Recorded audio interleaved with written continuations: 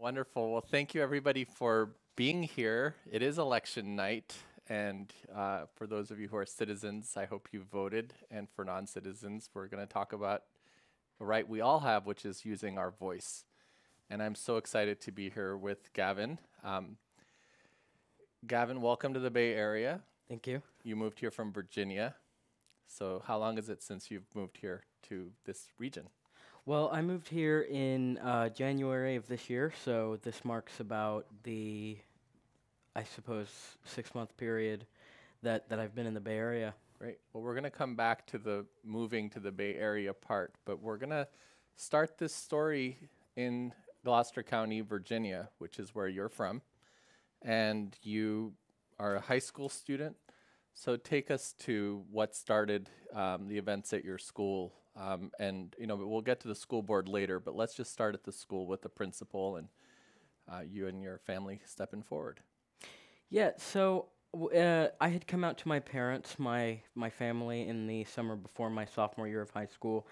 And when I returned to school that year, myself and my mother approached the school with the attitude that, I am Gavin, and what are you going to do to protect me? Rather than, hey, is it okay that I'm this person here? We were kind of more firm in who I was than that.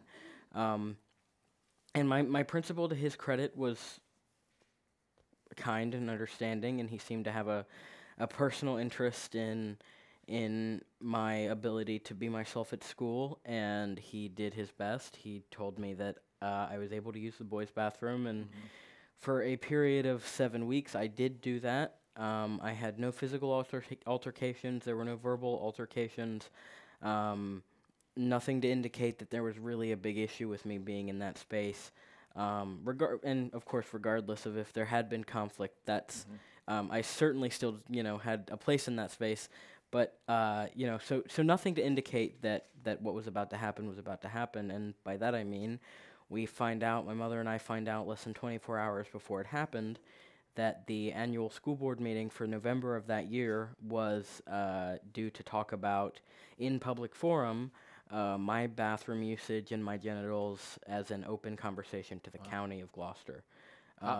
So you heard about that just 24 hours before the school board was going to take up your own legal and human status? Yes. Less than. Less than. Got it. So to kick this off, then you go in resolute and firm about who you are, and the principal is there and supports you in being who you are at your own school. So take us now to what happened at that school board meeting. So at the school board meeting, it was open to all members of Gloucester County and to the surrounding areas. I know we had a couple people that were out of town that showed up and spoke up. And so this means some of the people that were speaking were parents. Some of the people that were speaking were people that had no children in the school at all. But almost all of them referred to me in ways which were disrespectful, running the gamut from disrespectful to explicitly hateful. I was called a freak. I was likened to a dog urinating on a hydrant. People would restructure their sentences to make sure they could get an extra young lady shoved in there somewhere, and they'd address me very pointedly in doing so.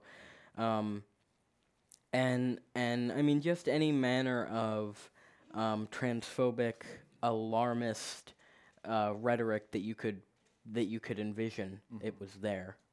And what was it that the school board was discussing and there to decide? The school board was there to decide on a policy that had been proposed by one of the members of the school board that says that students must use the bathroom that corresponds to their biological gender, which itself is interesting language for that kind of thing, because I feel confident that my biological gender is boy. Right. But so the members of the school board were there to vote on that proposal, and this was an open conversation, alerting the public as to what the proposal was and to hear their comments on it. Got it. So even the proposal, then you only heard about it less than 24 hours before. So it's not just that they're having a discussion, there's a proposal that you're seeing for the first time less than 24 hours before it's being discussed. So you're at the school board, and did they vote on it that night? What happened with the policy that was on the table? I think largely due to the appearance of myself and my mother, who printed out an info packet that was about that thick and handed one out to each of the members of the school board, it containing things like previous legal decisions on the nature of Title IX and the nature of transgender students in schools, and as well as statistics for mental health and suicide rates of young trans folk and articles about, the different support makes versus rejection and isolation. I mean, she gave them everything they needed to make an informed and humane decision, and they did delay their decision. I do not think, though, that I believe at that time they had made up their mind regardless, and so they delayed it to the next month. And during the next month, there was another public school board meeting, the same thing again, only this time there were more people, and they were louder, and they were angrier, and they were nastier. And again, I went and I spoke, and my mother went and she spoke, and some other people in my immediate family and close friends of mine spoke. But ultimately, the decision was that the school board voted to instate this policy. Got it. So we're going to talk a lot tonight about you and your voice. And just in what you've recounted, first you have your inner voice where you're clear about who you are, and then you then speak with your own family. From there you speak to the principal, and then you're speaking to the school board. So there's this widening circle that your voice is starting to reach. And we're going to transition in a moment to play a film, a little video that's animated. And the animation itself is quite moving. But the voice of the animation, can you say whose voice that is, Gavin? Yeah, so the voice used in the animation is my voice. It is an animated segment from my speech at the school board meeting. Right, so this is the actual recording of Gavin's speech. And is it at the first school board or the second school board? I don't recall. Okay. Elizabeth, do you remember? Do you know? One of them. I think it's the first was my sense, because I think there's I think you'll see. I think it is the first that we're playing.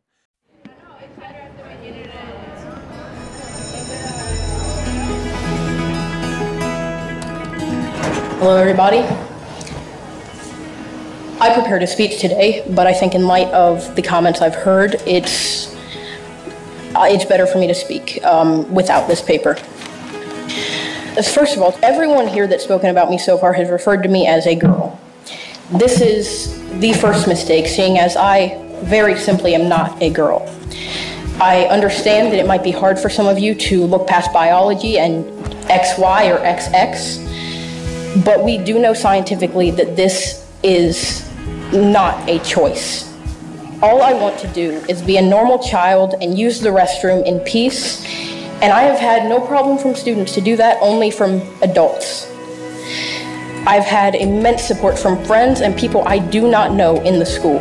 The adults are the only people who have been trying to restrict my rights. I have a son in the high school. He does not want to be in the bathroom with people with girl parts. A young man can come up and say, I'm a girl, I need to use the On ladies. the inside, it matters what's on the outside. This is bullying. I've seen teachers that I've had, people that I've looked up to and respected, publicly denounce me. This could be your child. This could be your child, your sister, your brother, your niece, your nephew. I am not the only transgender student in Gloucester County, and I deserve the rights of every other human being. I'm just a human. I'm just a boy. Please consider my rights when you make your decision. Thank you very much.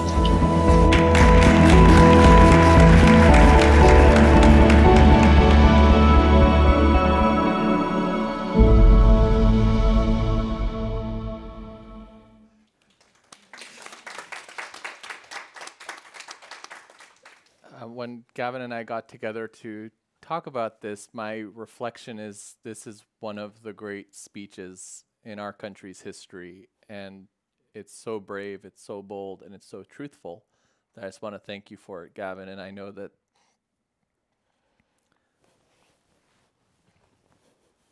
there's kids all over the world who are going to be listening to that on YouTube, and you're inspiring them as well.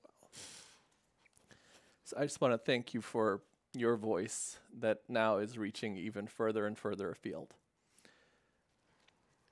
So there's a moment here where you transition from being a person who is speaking to your principal and then to your school board to being a person who is speaking in the forum of America's courts. So from this moment of being at this school board and then voting to pass this policy, how is it that you then decide to become a plaintiff in a lawsuit? What are those early steps at that stage?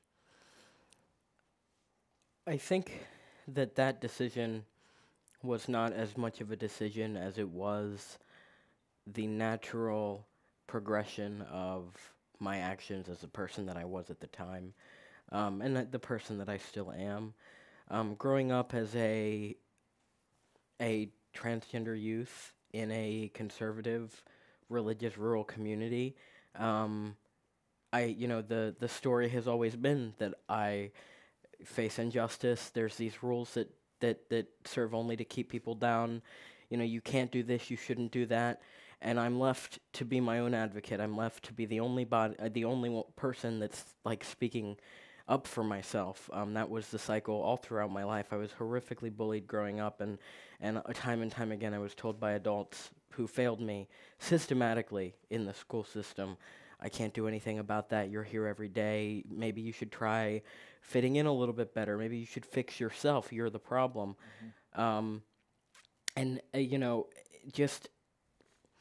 I was just very used to taking matters in my own hands, because I was very used to injustice at that point. It's not a small part of it being that I was viewed as a girl growing up, and the sexism in the communities that I grew up in were violent and horrific, and played a big role in that, in my learning to campaign for myself. And so that was just an extension of that. It was just something that I had already been doing, and so it wasn't a decision as much as it was more of the same at that point. Mm-hmm. So how did you and how did your family know that you can call the ACLU, or how did that connection come about? I think at the time that we made contact, the feelers were kind of coming like this. I don't recall. I mean, it was so rushed and terrifying and fast-paced in the beginning. I don't know that anyone can really piece together the exact timeline, however hard we've tried. But I think, as best as we can tell, a friend of my mother's or somebody that had commented it on Facebook, call the ACLU, and so that got our wheels in motion. Meanwhile, that clip of the school board meeting had already hit local media, which was getting those wheels in motion. So it just really fell into place very naturally. Got it. So the saga of this case is itself complex and goes through so many phases. You have a federal district court, appeals court, Justice Department of the United States under Barack Obama, Loretta Lynch. There's the Supreme Court. There's an election. There's a new president. There's a new attorney general. There's new guidance from the Justice Department. And then the Supreme Court bats it back down to the lower courts. So we're going to come to the decision in a little bit, but let's just work through a little bit that experience of being a person exercising your voice through the legal system. So what was it like, Gavin? And what is it like? Because it's still continuing. It has been, it's been such a privilege to be handed the platform that I've been handed, and it's been very. I mean, to navigate the court systems before you're out of high school is not something that many teens can relate to. Right. And so I have this enormous community around me, but there is an aspect of loneliness. I have these very specific complaints about, like, I don't know, something in the courtroom, and I'm like, I can't get a friend to say, yeah, I know that feeling in the group chat. It was just such a unique experience that it itself was a bit isolating. But at the same time, it opened up my world. Suddenly, my life wasn't just Gloucester anymore. My opportunities weren't just what I had been raised and conditioned to believe they would be in the South. Suddenly, there was a world that existed. And I could be more.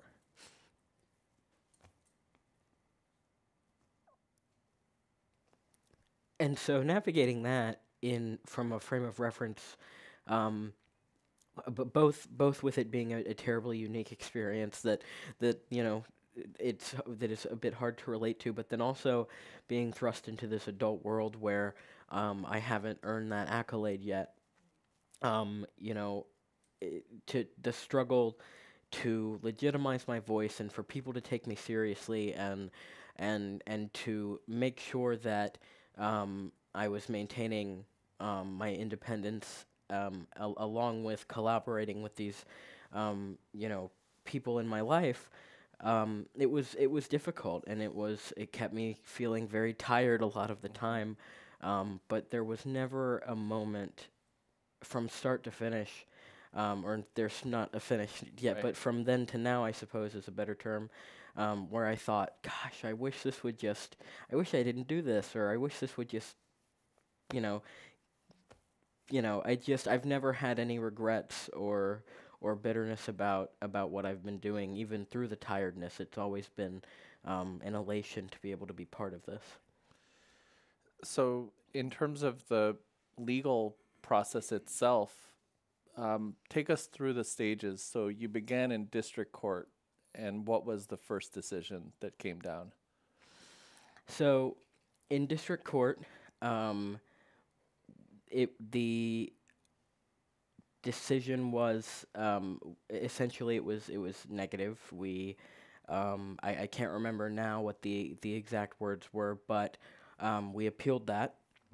I believe some of the language had said that we did not have an argument on the basis of Title IX.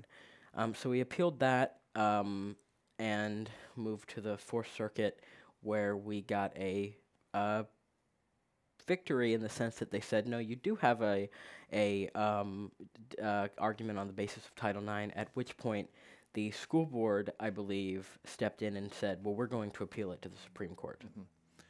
And when it got appealed to the Supreme Court, this is where the United States government, with Attorney General Loretta Lynch, came in, and they issued guidance to the schools and were involved as a friend of the court on your side, on the side of all transgender youth and their right to use the bathroom that corresponds to their gender identity.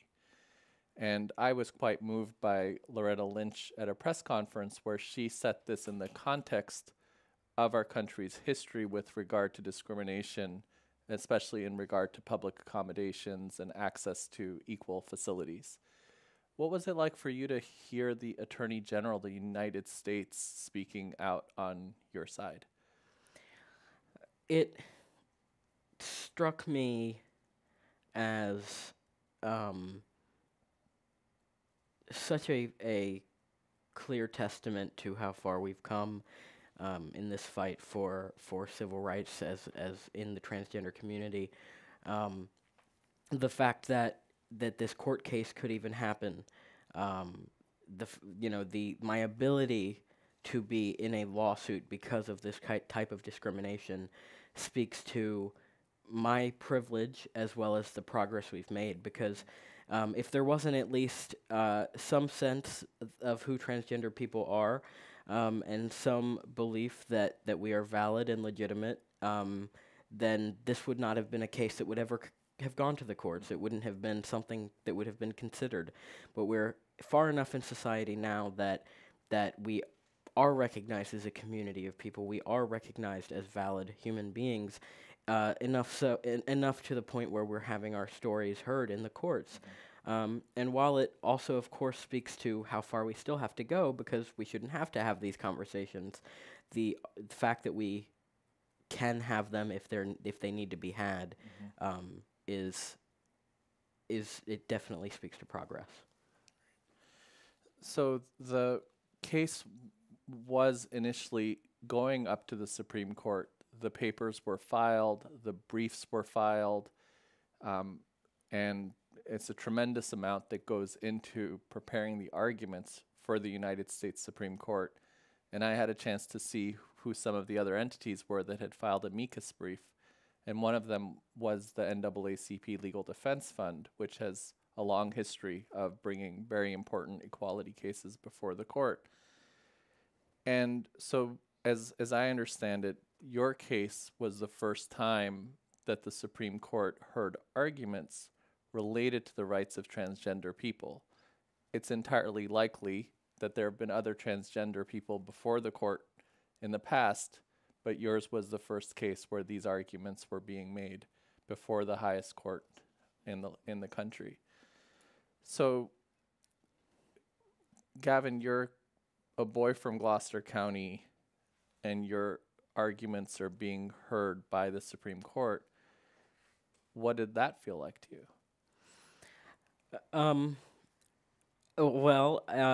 First and foremost, if you want to talk about unrelatable, that ramps it up quite a bit. So there was that, of course, that sense of like, who do you complain to about the terror of going up before the Supreme Court? Like, who do you call for that? Your attorneys, actually. Yeah, well, usually, yeah. Although they're maybe as terrified too. Right, of course. So, I mean, there was that aspect. There was still, the fact that it's just like such a unique experience that it's very hard to like see those issues reflected in sharing those feelings. But then also, at this point, it was not about myself. It was no longer about, if I would be able to use the bathroom at school. Of course, I had hopes that I would and that it would be resolved and I could quietly finish out my senior year. But it had implications far, far, far, far greater than myself. And I understood that very well at that point. And so it was, the feeling that I had was that I was sort of just the messenger, just a small part of this big conversation. It is my court that's in the Supreme Court at the time, but that's still such a very small part of the work, the blood, sweat, and tears that's gone into building up a platform for this community and pushing forward for equality. Right. So the enormity of it struck me, but also just how small a part I played as well was in my mind. So once President Trump won the election and took power after inauguration and appoints the Attorney General, the federal government changes its position and says that, I don't know exactly what they said, but basically that the federal government no longer holds the view that the civil rights laws protect transgender people under the category of no discrimination based on sex. So then that has the effect that the Supreme Court sends the case back down to the lower courts, given that there's a change in the posture of the federal government. But that is not the end of the story, and we actually just got some genuinely good news. So can you tell us about the recent decision, who made it, and what was that decision in the lower courts? So only, I think it's been not even 2 weeks, perhaps, or just about. We experienced a win on the district court level. Essentially, as I understand it, and I'm not a lawyer, so sometimes I get these things wrong.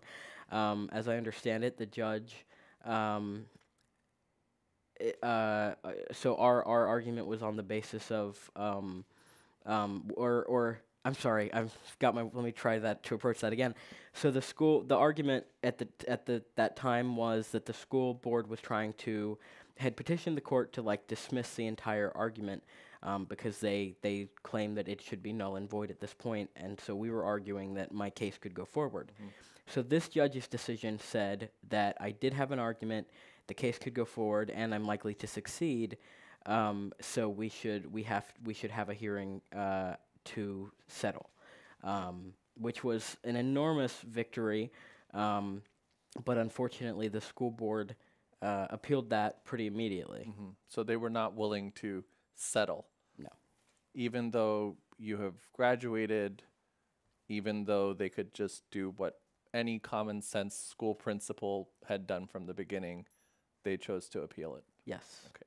And that's where we stand today. Yes. Okay. I like the way the judge said you're likely to succeed.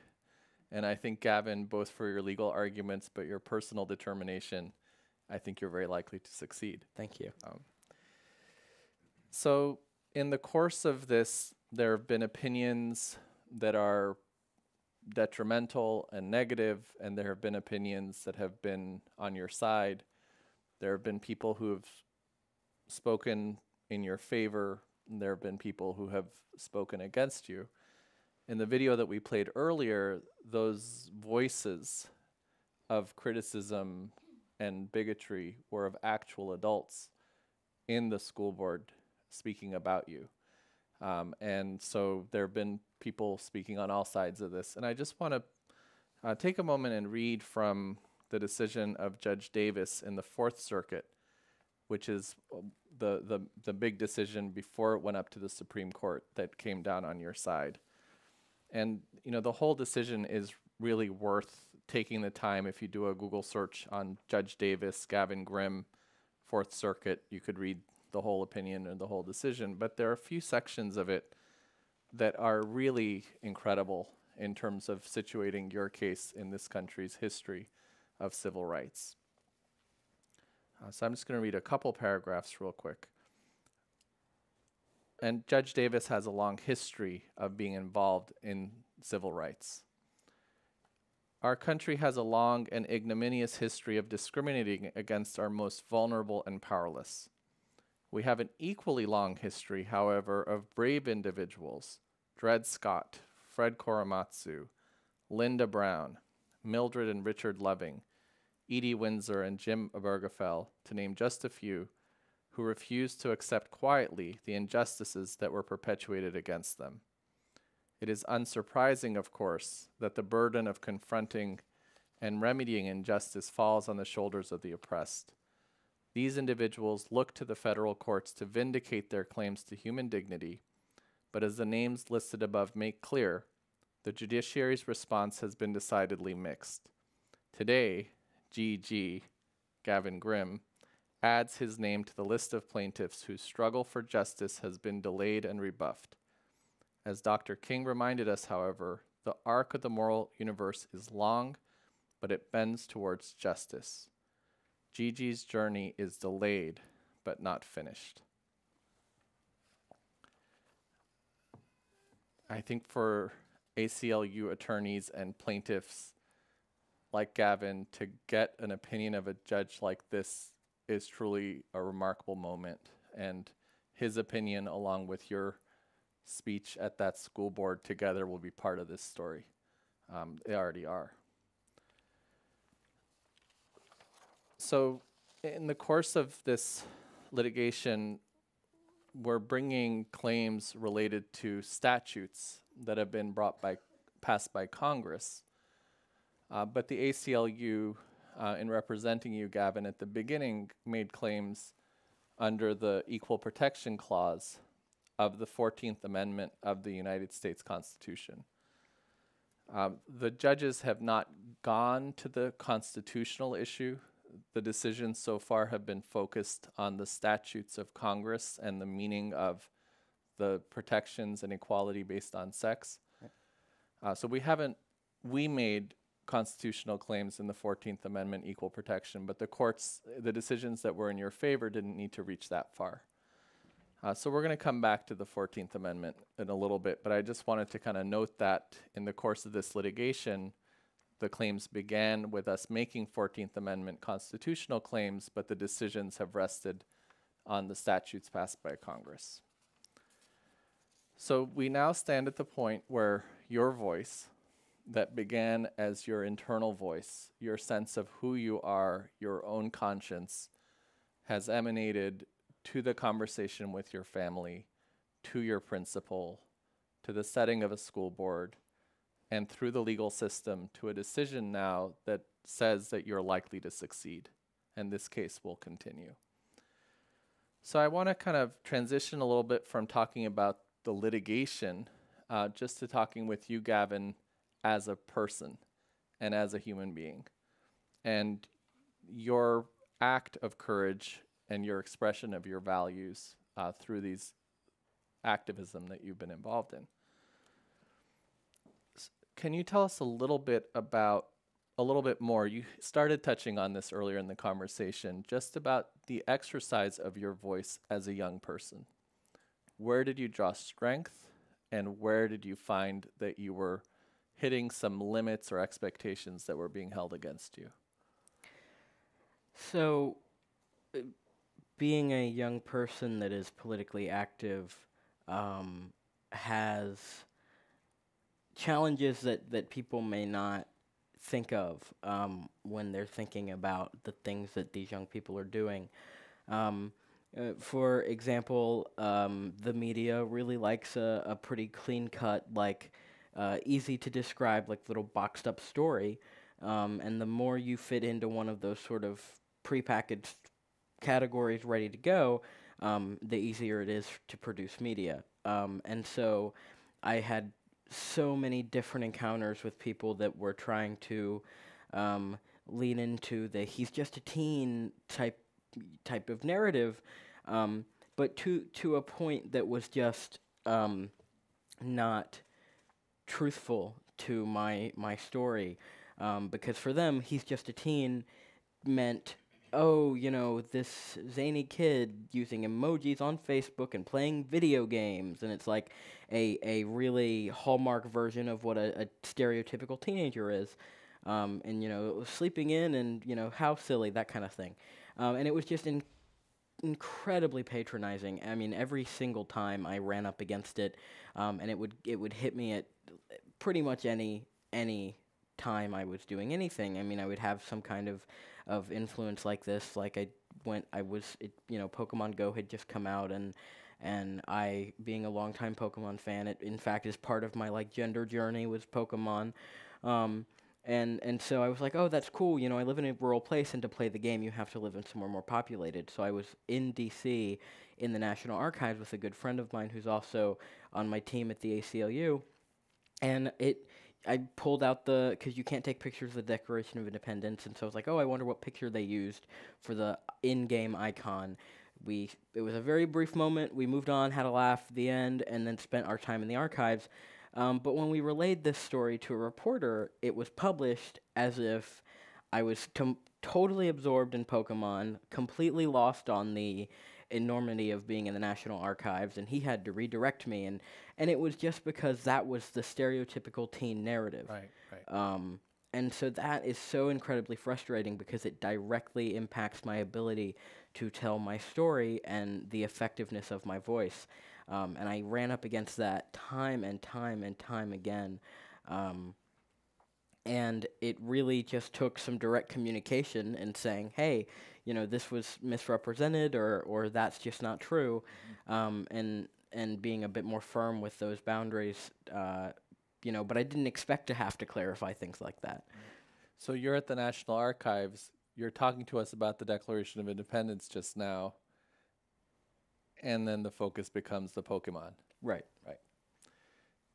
What are some of the times where you felt your voice to have the greatest impact and to have either the widest reach or the deepest effect? Well, as far as widest reach, I would say some of the more high-profile examples examples of my story being distributed would be would be, the biggest reach when Laverne Cox told people to Google me at the. I don't watch award shows, so I don't remember which one it was. I've never watched an award show. It was the Grammys, maybe. It was a primetime TV. Anyone? award Audience help? show. Anyone remember Wait, that? you can ask a friend. What is that one called? Oscars, Grammys, something like that. Anyway, it was Lifeline. something that was mainstream media, and that pushed it into like living rooms that Wow. wouldn't have otherwise have gotten it. So widest reach for sure that moment, or I did The View once, and so perhaps that just an audience that isn't, because a lot of times when I do these sorts of things, I'm preaching to the choir. It's a group of liberal, like LGBTQ activists and young people, and it's like, which is fantastic, and I'm glad to do it, but it's not the type of people I grew up with that need the education. But the most meaningful, personally, usually are smaller, like the GSA in Ohio. Wow. That I really didn't have to take, but it was so worth it to me because it's not about like the big crowd. It's about these people in rural Ohio who don't have exposure to LGBT media and figures,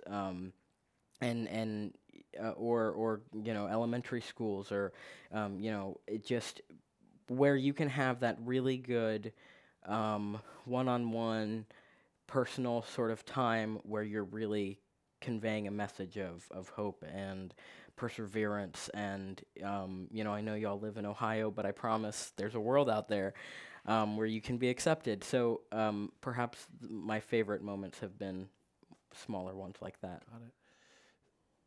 We've been talking about your voice a lot, and I'm going to just pick up my pocket constitution. I was talking to my child the other day, and this child is very creative in the things that come up. And the thing that my child said to me is, if I had a superpower, it would be conjuring pocket constitutions. Because we actually have a lot of these, like in every pocket of my bag, pockets of jackets. So I am conjuring my superpower right now and pulling up the Constitution, the First Amendment. Congress shall make no law respecting an establishment of religion or prohibiting the free exercise thereof, or abridging the freedom of speech or of the press, or the right of the people peaceably to assemble and to petition the government for redress of grievances. And there's a wonderful book by Bert Newborn, who's a former ACLU legal director, called Madison's Music, that just takes you through these words of the First Amendment, that it starts from the inner place of your beliefs, and it might be expressed through the word religion, but the courts have ruled that that includes conscience. It's our inner, most deeply held beliefs, and at our core. It extends from that through our speech, and then is broadcast through the press, and then it becomes more powerful through peaceful assembly, where you can come together with other people, and then it culminates in the right to petition government for a redress of grievances. So you're going from your innermost values to your relationship to your government. And as you've been talking, Gavin, I'm really struck by the way that that chain of the First Amendment is flowing through your work. You're talking about your speech. You're talking about your inner sense of self. You're talking about your use of the press and the reach that it's given you, plus the way that they kind of box you at the same time with Pokemon and the National Archives. And then these smaller gatherings, this peaceful assembly. Take us into those spaces a little bit.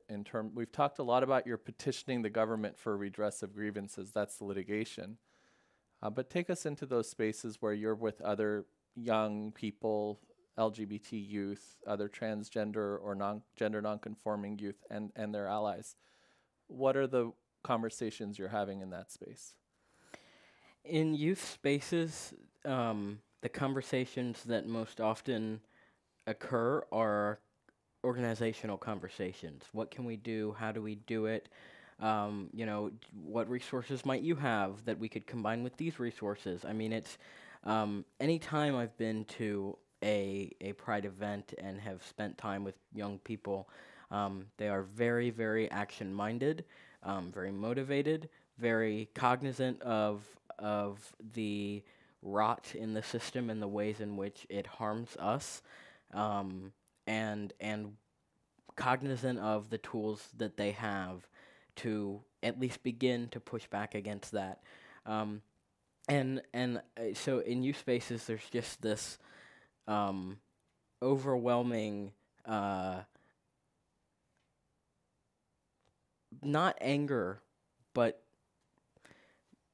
energy from a group of people who know that something is very wrong, and they're aware that it is an injustice. They're not happy about it, and they are here to do something about it. Because, like me, they knew that no one else was going to do it for them. Right. So it's a sense of assuming their power and exercising their power. Yes. I love that I actually had no idea what you're going to say about this question. So I love that those spaces are about organizing and about the exercise of power. So Yeah. that's really amazing. I mean, genuinely, the two main types of conversations that have been in these spaces are either organizational heavy or a private little celebration of who we are. I mean, it's unfortunate, really, that there has to be so much of the organizational aspect, especially in youth spaces, where children should be free and not have to worry about how to make their own future better, because the system is broken. But I mean, both sides of that, the celebration of themselves and then the translation into action and movement, I'm always so impressed with. So it is a time with youth movements and youth organizing in many constituencies on many issues. And, we're seeing that with youth leading the movement coming out of Parkland and many other cities where young people are experiencing gun violence. We're seeing it with undocumented immigrant youth who are leading the movement for justice for immigrant communities, with young people in the Black Lives Matter movement, in the Me Too movement. So could you just say a little bit about what you're seeing unfolding in your generation? It's pretty darn exciting. Yeah, I mean, it's all organized, angry young people, which is a good thing. Again, we know we've been living in this world where we know that no one is going to fix things for us because we've tried that and it hasn't worked. We've asked for help and it hasn't worked. And so, you know what? We don't want more deceased classmates. We don't want more trans friends who can't be themselves. We don't want more people denied basic access to the rights and the life and the liberty that everybody else has. It is so, the dynamic is so unique, and in fact, I think this kind of it brings me back a bit to the sort of their teens narrative of, oh, they're young people, they're just teens, whatever. But what that doesn't properly outline is that yes, we're young people, and in a perfect world, we wouldn't be part of this conversation because we'd be having anxiety-free school days, but that's not the reality that we live in. And so, yes, we're teenagers, but not in we haven't had the ability to just be teenagers. We have always had to be self-advocates if we come from minority groups, or just in general if we're pushing for big social change. I mean, that the experience, ask almost any youth activist, and they'll probably say that this is not new to them, for like pushing for rights that shouldn't be part of their like to-do list. Right. This is something that we're all used to because the system is broken. And finally, I don't know what the shift was. Perhaps it was social media allowing that organization to be easier. Perhaps it's just time now that the world is listening to us more openly. But finally, we're stepping up and saying, we're not just going to accept things as they are. We're going to do something about it. So you have been doing amazing work, and your case itself has more to it. Your voice has a lot more ahead for how you're going to exercise it in all facets of life and all the things that you care about. But we've talked a couple of times about, being from Virginia. And in the last 3 years, I've been reading a lot of books and just kind of filling in some big holes in my own education. And I've been studying a lot about the 14th Amendment. My coworkers, like I say the 14th Amendment, they put their head on the table because it's just like, how many times can you bring up the 14th Amendment? But in the course of doing some of that reading, I came across the simple fact that this July 9th is the 150th anniversary of the 14th Amendment of the United States Constitution. You're from Virginia. Virginia was the seat of the American Revolution. They called for the Continental Congress. Thomas Jefferson wrote the Declaration of Independence. George Washington was our first president. Madison wrote the Bill of Rights. And yet Virginia also was the seat of the Confederacy. And they were a powerful slave state. They were the seat of the Confederacy. And then we come to the end of the Civil War. Congress passes and the states ratify the 13th Amendment, which abolished slavery, and then the 14th Amendment comes next. And we have some special copies of this Constitution that we've printed for the 150th anniversary. And Gavin, we've talked a lot tonight about equal protection, and I thought that you and I could split reading the first section of the 14th Amendment. And before we do that, tonight we've focused obviously on your, it's just, you can open the inside cover. That's what's special about this edition. Oh, okay. We've There it put is. section 1 on the inside cover, so it's easy to find right there. And I'm very devoted to this amendment, obviously because of how critical it is to the work of the ACLU. But I derived my citizenship because of this 14th Amendment. My mom and dad were on a trip to the United States in 1973 when I was born a citizen of this country to parents who were from Iran. We returned to Iran. I grew up there until I was 9 years old after the Iranian Revolution, the Iran-Iraq War. And when we returned to the United States, I came back as a citizen of the United States because of the 14th Amendment. So we're going to split the clauses of Section 1. I'll start it off, and then you'll pick up.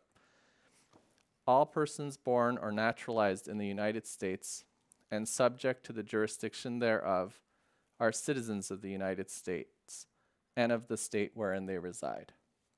No state shall make or enforce any law which shall abridge the privileges or immunities of citizens of the United States. No, that's where I stop. So that's where it says the states will not take away the rights of citizens. Now we're going to transition, and I just want people to listen for the change in noun from citizen to person. So your part. Nor shall any state deprive any person of life, liberty, or property without due process of law, nor deny to any person within its jurisdiction the equal protections of the laws. So Gavin, what does this 14th Amendment mean to you? I mean, in terms of equal protection, I feel that means equal protection for everybody, not just people that have that are higher up on the ladder, not just people who have a lot of money, not just people who have who are in the majority, but all people of all expressions and of from all walks of life. No matter who you are, you have equal protection under the law, and that cannot be swept aside because you're part of a minority group, or you're part of a group that the majority dislikes or has issues with. You are protected under the Constitution of the United States of America because of that. And as Judge Davis put your case in that long line of cases that have brought us to that place and that foundation that you talked about, from which you could then bring this case. And we're really, really grateful to you for your incredible voice and your incredible leadership. Thank you. So we now have some questions that are from the audience, and thank you everybody in the audience for these amazing questions. Here's one. Are you considering becoming a lawyer? No.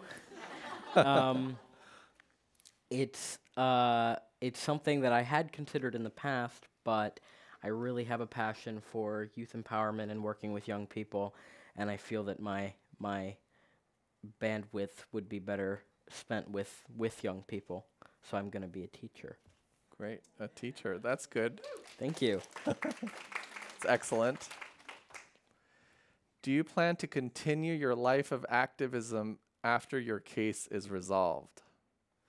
So I do plan on continuing my path of activism for as long as I have this platform, which I'm incredibly privileged to have. I have to use it to its fullest potential for the greater good. And so while that still exists, I will still be using it to get the message out and to spread awareness for the transgender community. But also I feel like if you're a teacher, to do that job effectively, you have to also be an activist for your students and for their needs. So even within that profession, I feel I'll still be doing that. Great. Here's a good one. How have you handled people asking uncomfortable or inappropriate questions? Which is a far better question than asking an uncomfortable or inappropriate question. But how do you handle it? Well, I think usually those sorts of questions can be a teaching moment. They are usually not meant with malice, though that doesn't excuse the inappropriateness of them.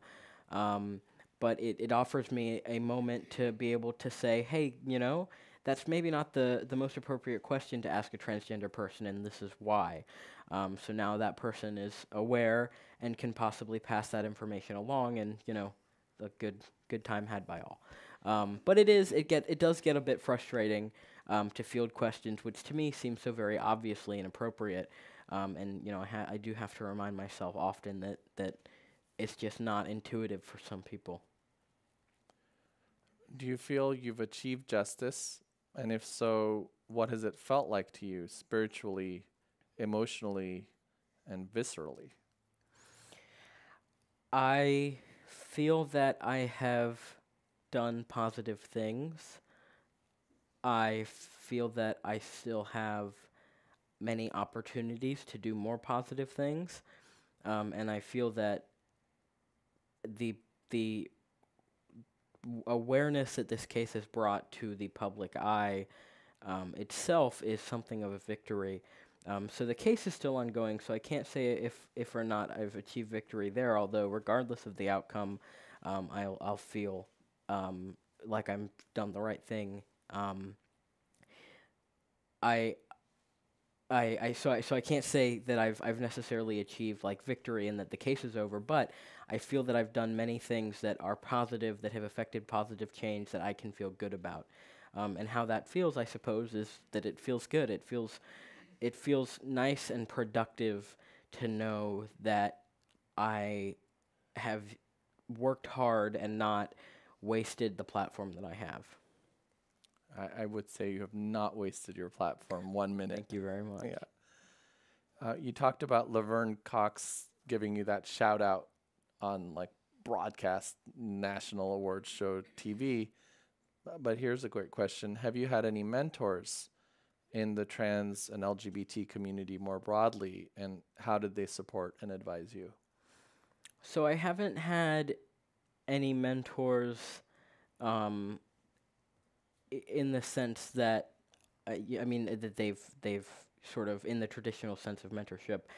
Certainly there are so many people in the community that I look up to and admire, and one of, some of the people on my team at the ACLU are LGBTQ people, and I look up to them and consider them to be some of my mentors as well. So in the traditional sense, no, I haven't really had any mentors, but I do look up to so many members of the community. So here's a question. Whoever wrote it's a great question. I'm just going to adapt it a little bit. So you moved from Virginia to the Bay Area. And coming here, Gavin, what has struck you about the Bay Area in terms of when you think about equality and the community here? Well, it's been interesting because the Bay Area feels like such a bubble. After growing up in where I grew up, some of the experiences that I relate about my time in school or my time in my community, people are like, "What? That happens in real life?" Like, because there's just not a frame of reference for it. But also coming here. I mean, certainly I see a far, far greater overall attitude of progress, of diversity, of of liberalism, of good, positive things, but also coming from a perspective where there was so much work to be done in my community, I do see so much work that needs to be done here with inclusivity and making sure that everybody feels safe and has access to the same things that everybody else has access to.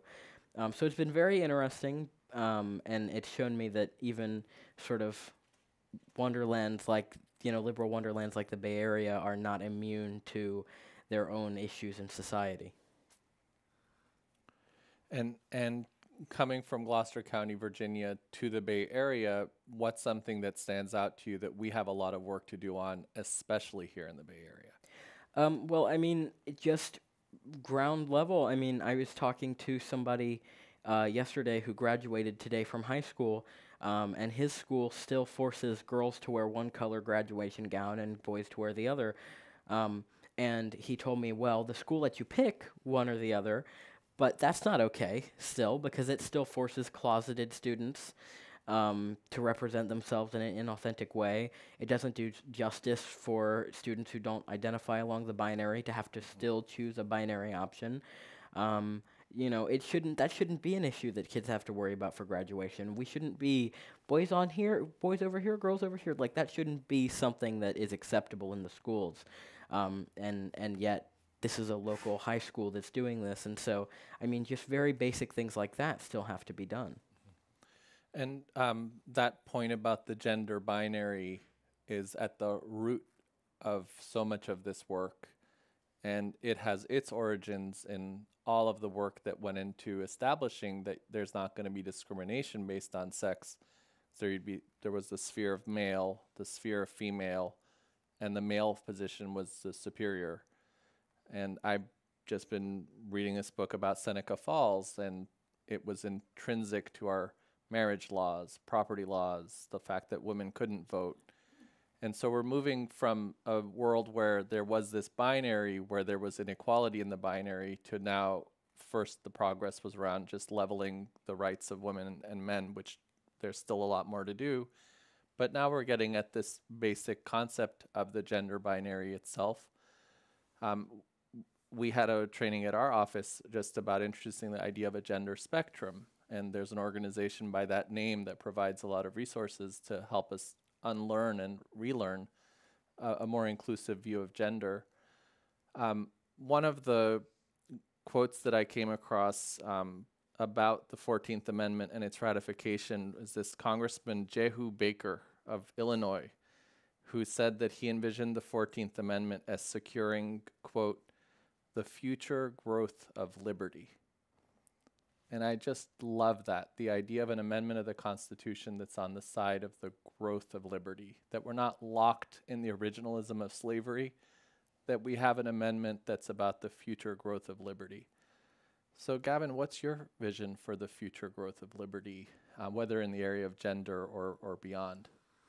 Well, I mean, I would love to see a future where we're talking about all of these concepts in more of a past tense way.